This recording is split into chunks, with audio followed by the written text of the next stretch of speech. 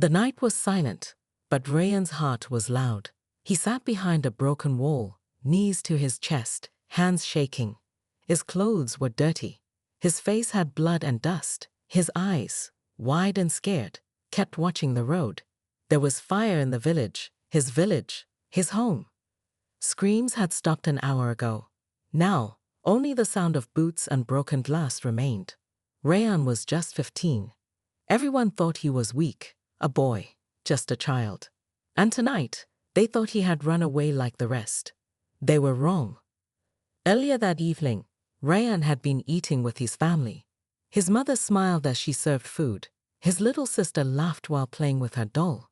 His father was tired from the farm, but he was happy. Then the gunshots came. Then the soldiers came. Everyone ran. Everyone screamed. Rayan's mother pushed him toward the back door. "Run, Rayan. Don't look back." He ran. He didn't want to, but he ran. Now, he sat alone. His small hands held something tight, his sister's doll. It was dirty, just like him. He looked down the road. He saw a red scarf lying in the dust. It was his mother's. He bit his lip hard. His eyes burned, but he didn't cry. Not now. "They took everything," he whispered. "They think I'm scared." He stood slowly. His legs were weak, but he forced himself to walk. The village was quiet now. The fires were dying. Shadows moved behind windows. The enemy was still here. Rayan moved like a shadow. Quiet. Careful. Watching every step. He reached his house, or what was left of it. The roof had collapsed. The door was gone. The walls were black with smoke. He walked inside. There was no one. He stepped over a broken chair. He found his father's shoes. He found a burned photo of his sister. His heart hurt. "I wasn't strong enough," he thought. "I ran. I left them." Then he heard a noise. Voices. 2 men. He dropped to the ground behind a broken table. He held his breath. The men wore black uniforms. Their guns hung by their sides. One laughed. "The boy ran like a rabbit," the man said. "Just a scared little kid." Rayan's fists clenched. He looked at the floor beside him. A sharp piece of metal, maybe from a broken pan. He picked it up slowly. The men walked away, still laughing. They didn't see him. They didn't know he was watching. That night, Rayan sat on a small hill just outside the village. He could see everything from there. The fire, the smoke, the damage. He held the metal piece in his hand, not as a weapon, not yet, but as a promise. "They think I'm just a scared boy," he whispered, "but I will fight." The stars were bright above him. The wind was cold, but his heart burned hotter than the fire in the village. He didn't know how to fight. He didn't know what to do, but he knew one thing. He couldn't stay broken. Not anymore. Somewhere in the dark, an old man watched Rayan from a distance. His name was Uncle Haris. He had once been a soldier long ago. He had seen pain. He had seen war. Now he saw something in Rayan's eyes. Something new. Not fear, but fire. Rayan stood up on the hill. Behind him, the village still smoked. In front of him was the unknown. But he had made his choice. "They think I'm weak," he said again. "They will see. I will show them who I am." And with that, the broken boy took his first step toward becoming something more. Morning light touched the village, but it did not bring peace. Smoke still rose from burnt homes. The air smelled like ash and silence. Rayan walked through the empty streets, his steps slow, eyes wide. He was not hiding now. He was searching. Every house he passed was broken. Walls were black. Doors were open. Where were the people? Where was his family? He stopped at his neighbor's home. The door creaked open. Inside, he found nothing. No voices, no life. Only fear left behind. Then he saw it. A small handprint on the wall, made with red paint. No, not paint. His lips trembled, but he said nothing. There were no more tears left in him. He reached the field behind his house. That's where he found her. His little sister's body, lying still, holding her doll, just like always. Rayan's knees dropped to the ground. His hands shook as he picked her up.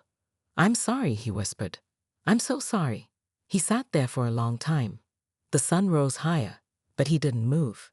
When he finally stood, he had only one thing in his hands, a doll. He dug a small grave under the tree they used to climb.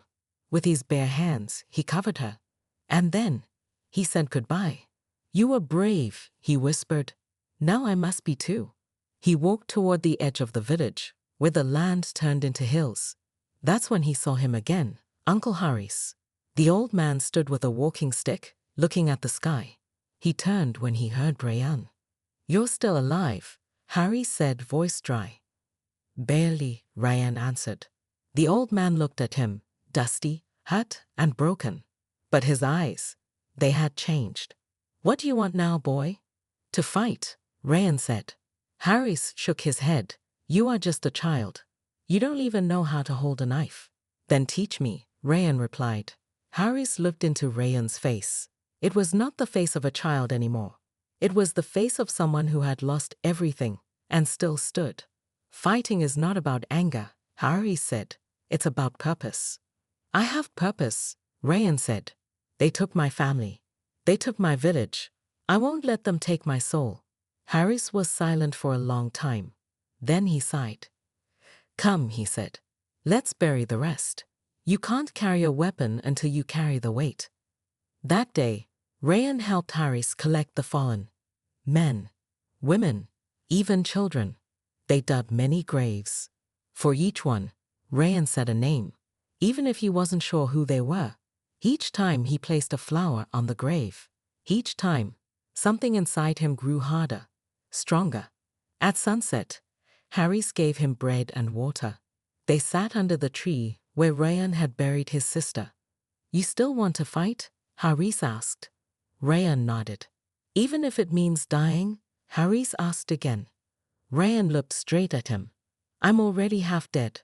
I'd rather die fighting. Harris smiled for the first time. Good, he said.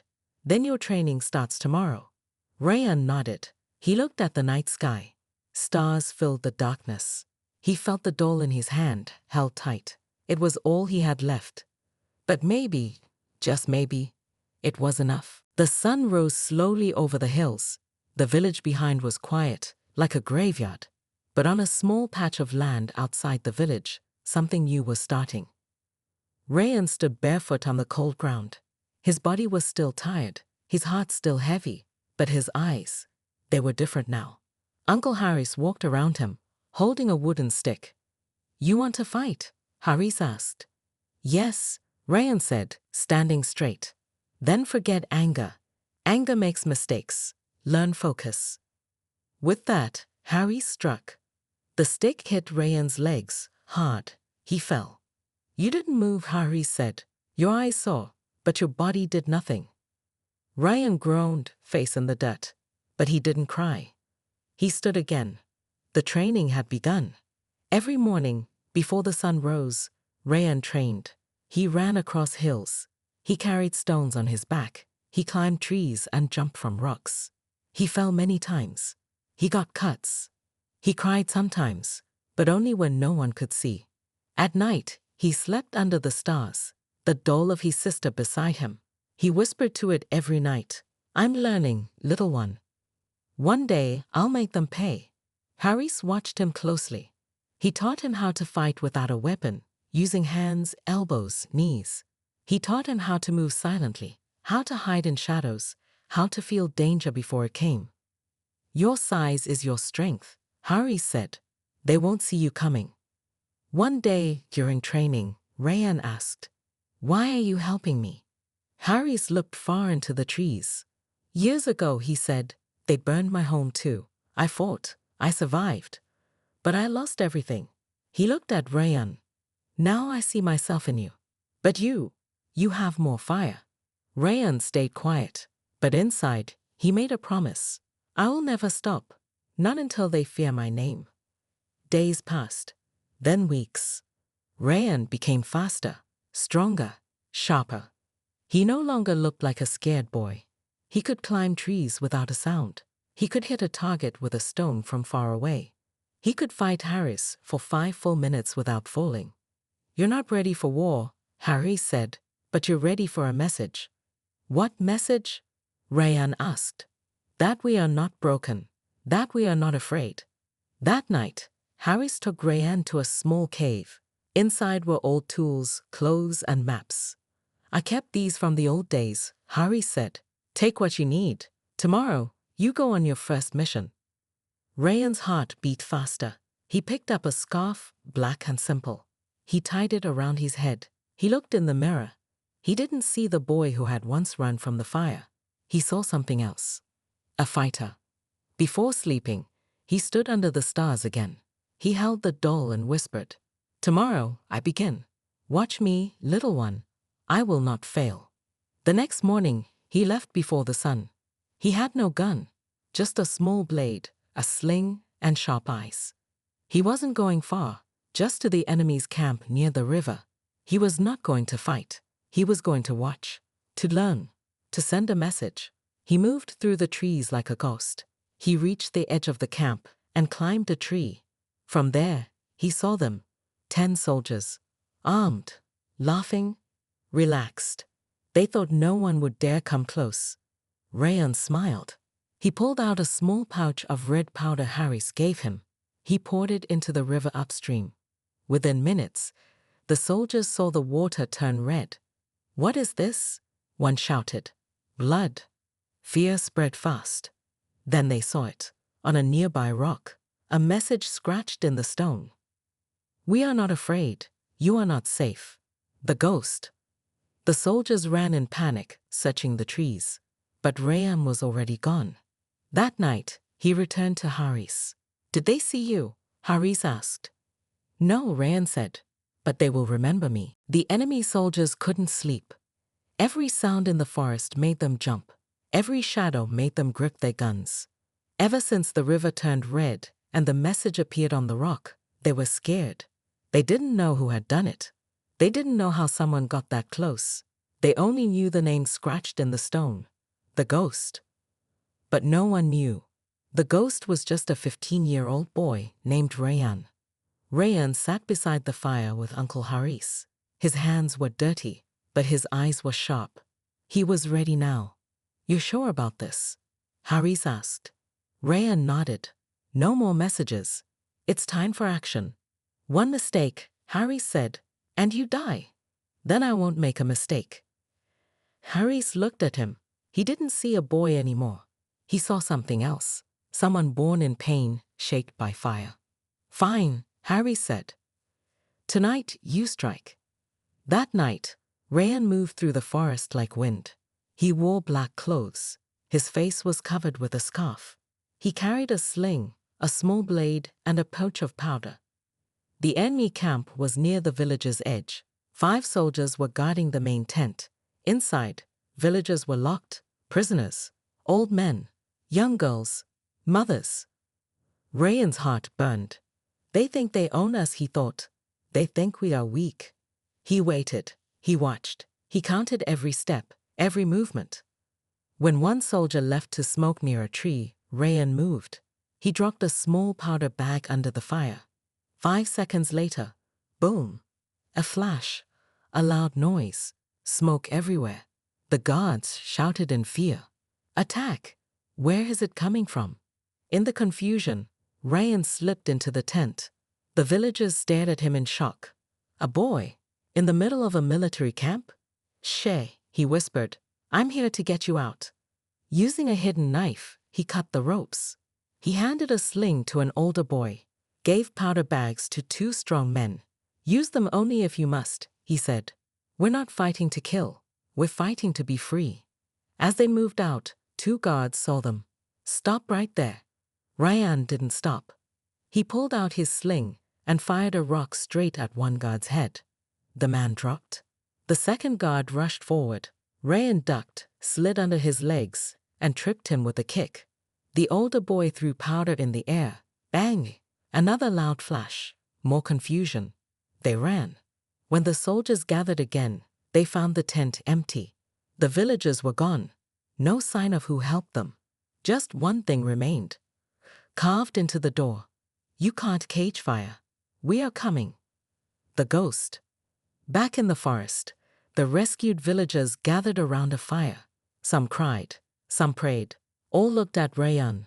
They still didn't know who he was, but they knew what he had done.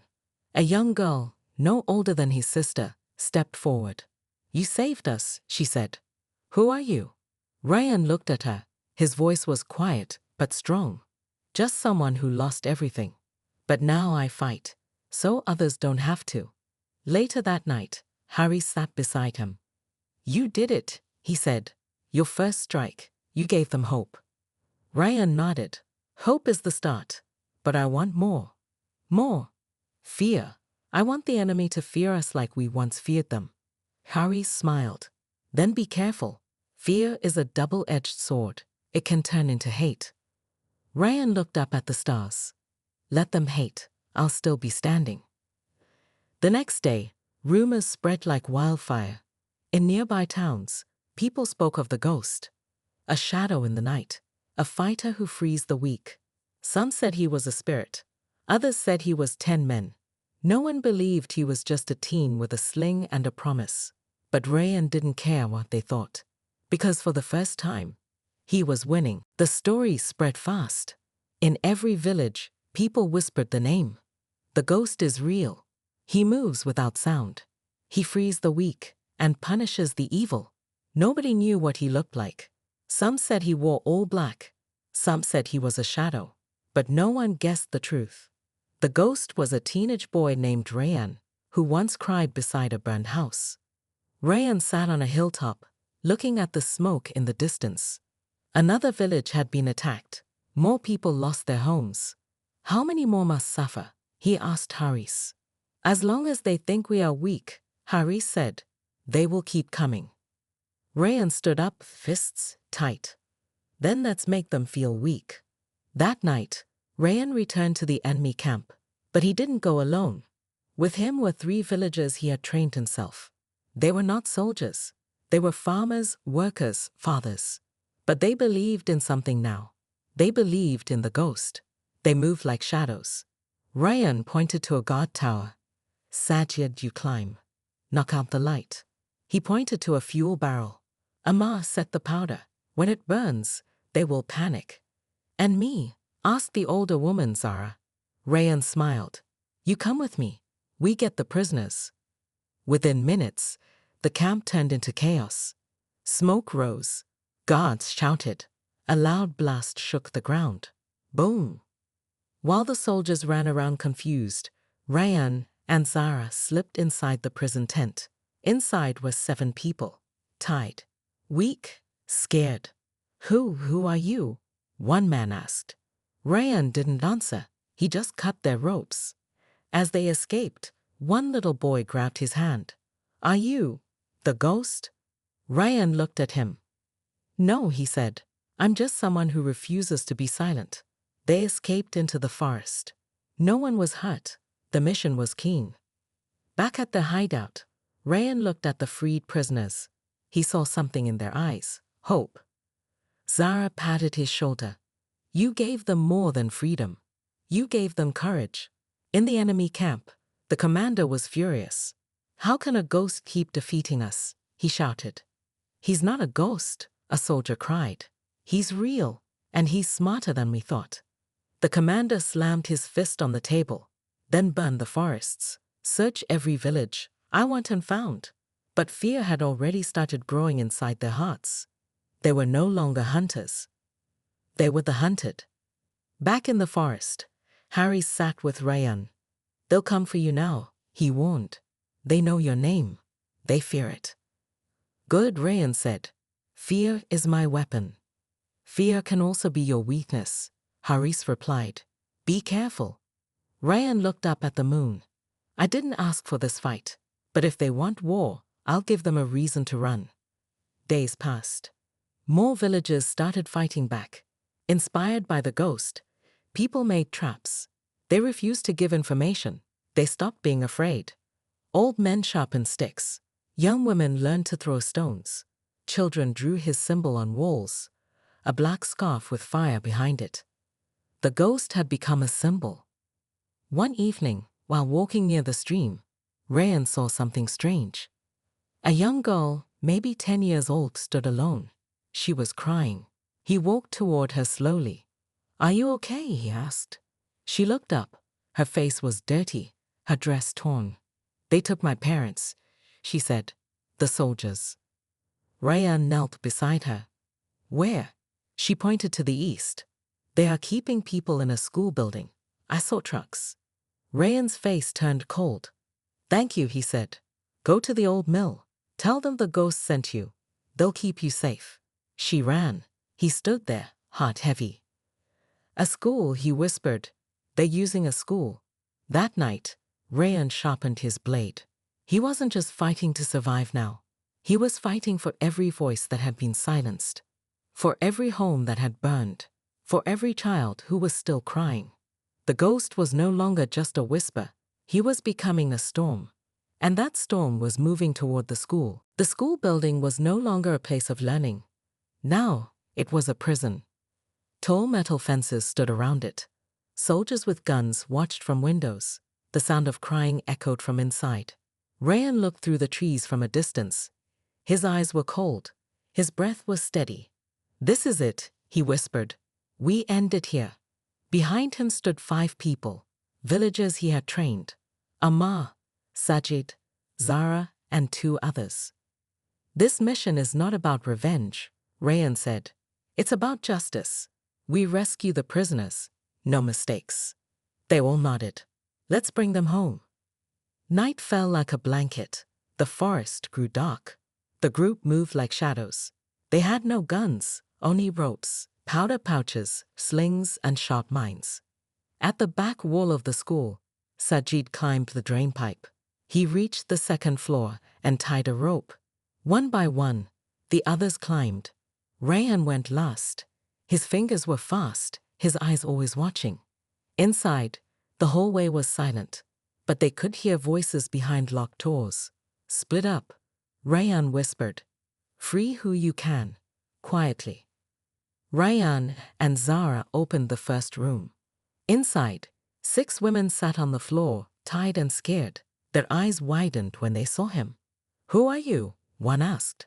Rayan pulled off his scarf just enough to speak. "I'm the one they fear, but I fight for you." He cut the ropes. "Stay close. Don't run until I say."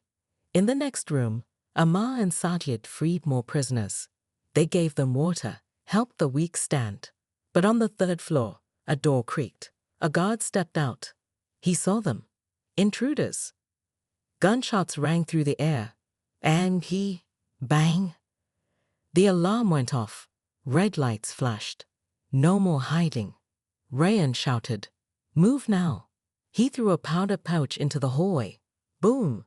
Smoke exploded, covering their escape. The prisoners followed Rayan down the stairs. At the main gate, 2 guards blocked their path. Rayan didn't stop. He charged, sliding across the ground, kicking one guard's leg. The man fell. Zara hit the 2nd guard with a stone from her sling, right in the face. "Go, go," Rayan yelled. They ran through the broken gate into the trees. Bullets flew behind them, but the night covered their path. Rayan led them to the river, then across the rocks to the safe zone. At dawn, the group returned to the village ruins, now used as a camp for free people.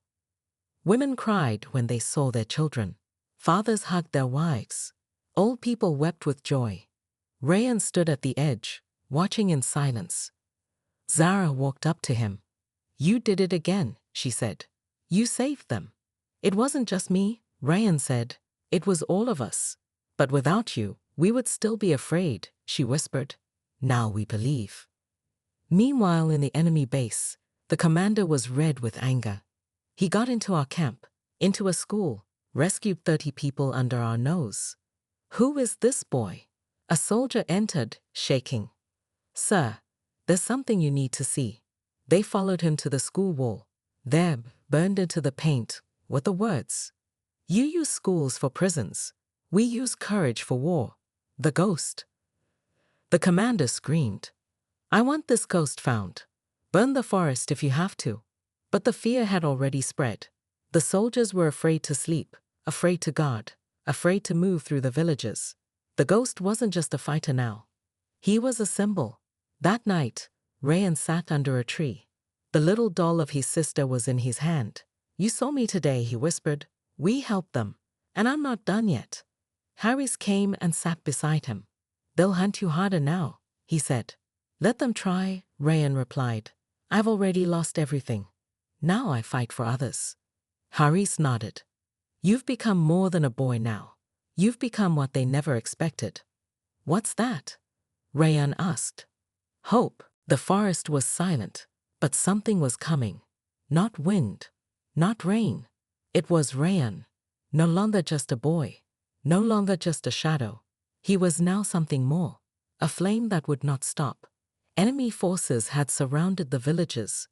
Tanks, drones, soldiers, traps. The commander had given one order: find the ghost, kill the fire before it burns us all. But they were too late. Rayan had already lit the spark in every village, in every heart. From the mountains to the rivers, people rose.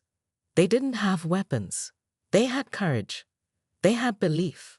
And they had Rayan. Inside the forest, Rayan stood before a map. He pointed to a large base near the border. It was the enemy's main supply center, full of weapons, fuel, and secrets. "If we take this down," he said, "they lose power." "It's dangerous," Hari said, "heavily guarded." "Good," Rayan replied. "That means they won't expect us." That night, a storm rolled in. Lightning flashed across the sky.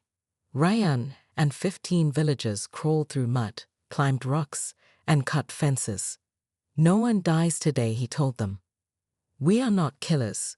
We are fire." Inside the base, soldiers laughed, thinking they were safe. They didn't see the powder under their trucks. They didn't notice the oil trail leading to the fuel tanks. They didn't sense the silence before the storm. Until, boom, a fireball rose into the sky. The entire camp lit up in flames. Alarms screamed. Soldiers ran in panic. And on the main gate, burned in fire, were the words, "You lit the match. We became fire. The ghost." Back in the hills, Rayan watched the flames rise. His chest burned with emotion. "This is for my sister," he whispered. "For my family. For everyone they hurt." Zara stood beside him, tears in her eyes. "You've done it," she said. "You gave us freedom." But Rayan shook his head. "No, I gave them fear. You must keep the freedom." The enemy began to fall back. One by one, camps were shut down. Soldiers left villages. Commanders ran to hide. They never caught the ghost. They only saw signs. Paintings on trees, burned messages on walls, and stories in every home. Weeks later, peace began to return. Families rebuilt houses. Children played again. And in the middle of a village square, they built a statue. Not of a soldier, not of a king, but of a boy, wearing a scarf, holding a sling, standing strong. Under the statue were the words, "He burned with pain. He rose as fire." The ghost. But Rayan was gone. Some said he had gone to the mountains. Some said he changed his name. Some believed he still walked among them in silence. But one thing was clear. He had become more than a name. He had become a story. A fire that could never be killed. Far from the village, in a quiet forest, Rayan sat near a river. He still carried the doll. He still looked at the stars. "I miss you," he whispered, "but I hope you see me now." Behind him, a young boy approached. "Are you him?" Rayan smiled gently. "Who do you think I am?" "The ghost." Rayan didn't answer. He just handed the boy a sling. "Protect your people," he said. "Don't be afraid." And with that, he walked into the trees and disappeared.